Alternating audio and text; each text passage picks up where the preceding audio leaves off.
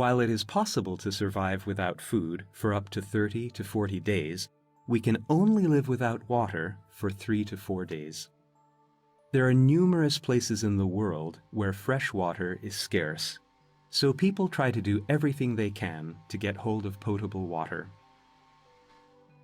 There is an abundance of seawater in the world, but it is dangerous to drink it in large amounts because its high salt content can lead to dehydration. A small home distillation apparatus is enough to desalinate a small amount of water, but large-scale technology is required to satisfy larger needs. Desalination plants are usually built on coasts. First, water is purified mechanically.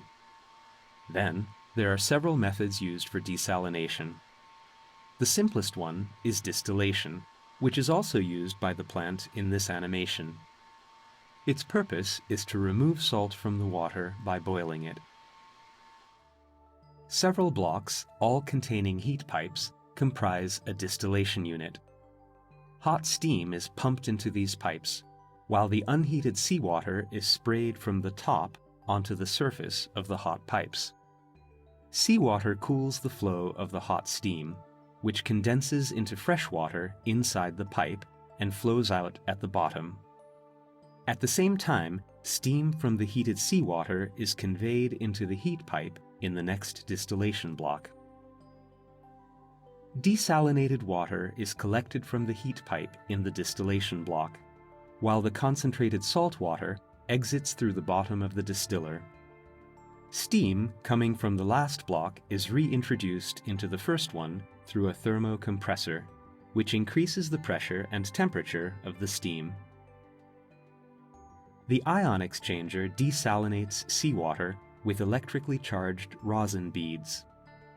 These are filled into a container in which an outlet pipe is located. Seawater is added to the container from the top. Then, it flows to the bottom through the pores between the beads. As the water flows, the rosin beads bind the salt content of the seawater, and the accumulated water flows through a filter into the opening. Finally, the desalinated water leaves the container through the outlet pipe. Initially, there are positively and negatively charged counter-ions on the surface of the electrically charged rosin beads. These are hydrogen and hydroxide ions from the water.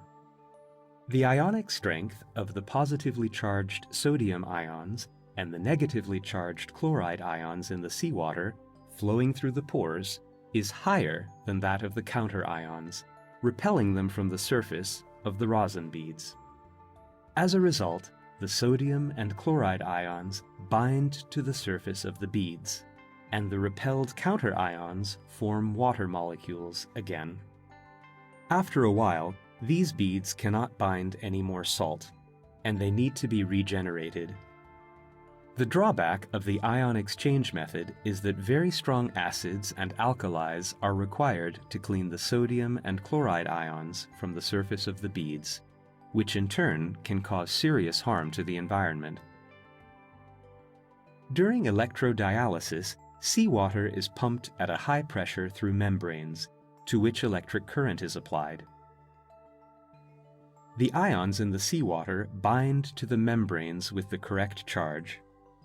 The negatively charged chloride ions bind to the positively charged membrane, that is, the anode, while the positively charged sodium ions bind to the negatively charged cathode.